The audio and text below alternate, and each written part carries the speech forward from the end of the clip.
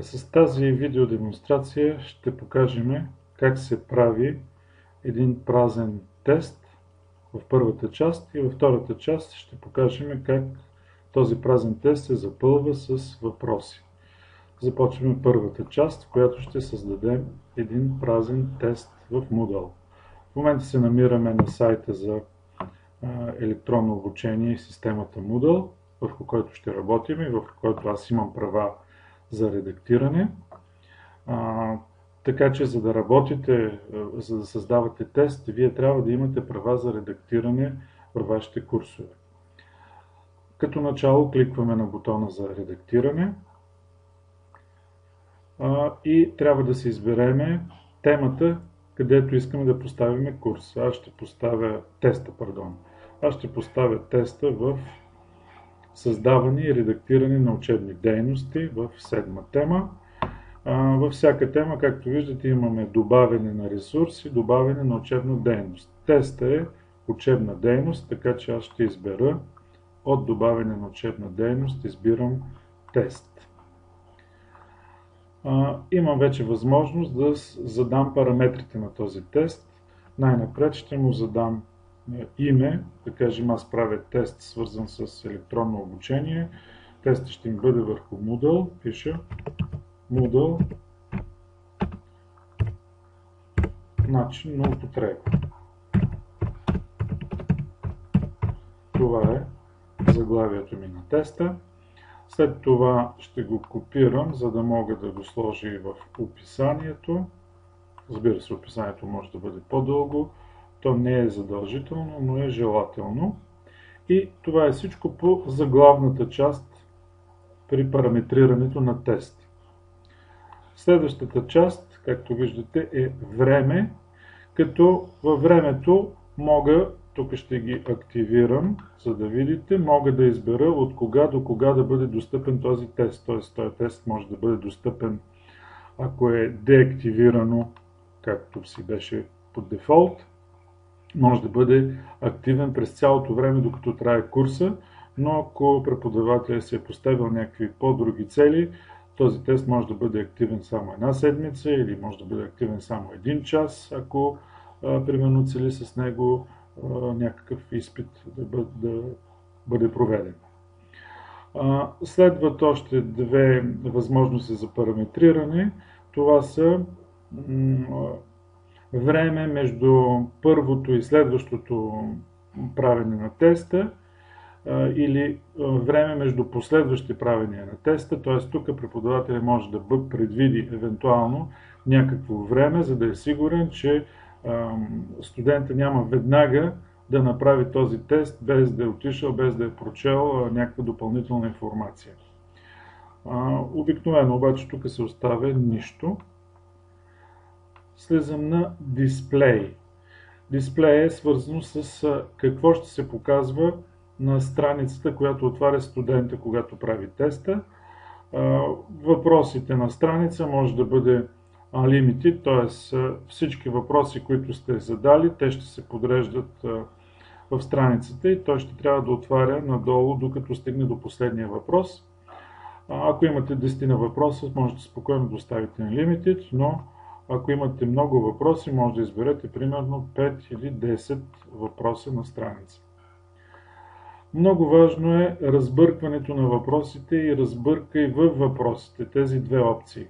Първата опция, разбъркване на въпросите, обикновено се препоръчва да бъде не, тъй като обикновено един тест се създава, като се подреждат въпросите от по-лесните към по-трудните. Но все пак, ако нямате такова подреждане, тук можете да дадете разбъркване на въпросите да, и това ще означава, че всеки път, когато прави теста студента, като първи въпрос ще има различен въпрос, като по този начин това ще действа малко по-затрудняващо. Докато втората част, разбъркай във въпросите, тя обикновено е да. Това означава, че студента, когато прави един и същ въпрос, следващия път правилният му отговор няма да бъде примерно на А или на Б, а ще бъде на друго място, като по този начин се цели да се ограничи механичното запаметяване на правилния отговор във връзка с мястото му в теста. Следващата част е опити, като на опитите неограничено, обикновено това се оставя, когато целта на теста е студента да се обучава. Ако обаче все пак сме решили, че това ще бъде някакъв вид изпит, тогава можем да изберем съответно едно правене или две или три и така нататък. Аз го оставям неограничено. Всеки опит се базира на предходния. Обикновено това също е не, тъй като предпочитаме винаги студента, когато прави следващия път, да започва от един празен, неправен тест. И адаптивният режим обикновено е да, но може да бъде тук избрано и не. Това означава следното. Когато студент отговори на един въпрос, избере според него правилния отговор, той може да разбере дали този отговор е верен или не.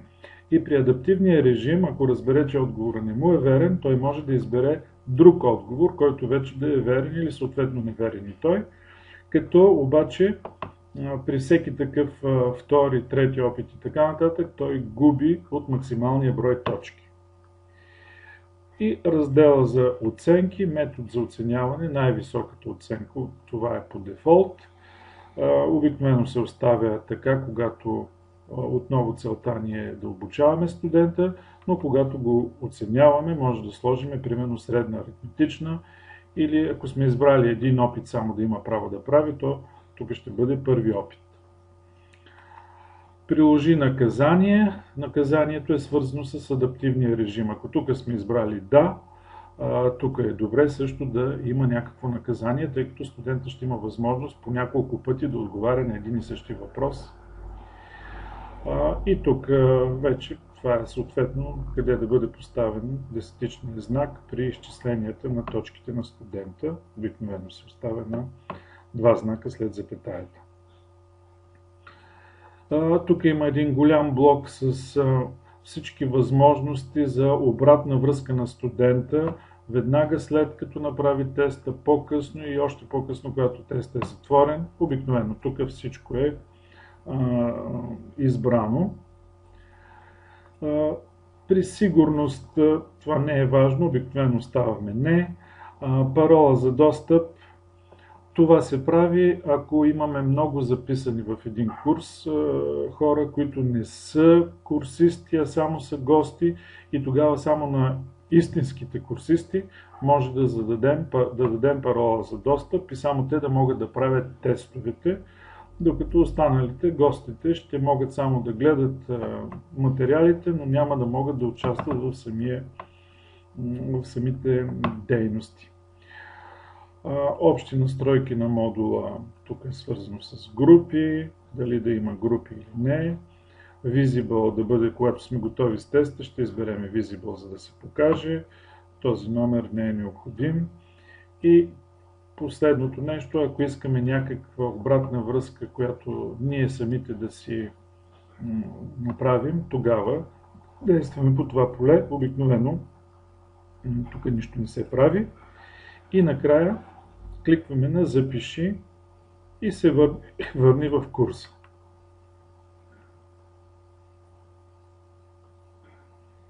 Можем да слезем на 7 тема създаване и редактиране и виждаме, ето тук Moodle и начин на употреба. Нашия празен тест е създаден. С това приключваме първата част на демонстрацията.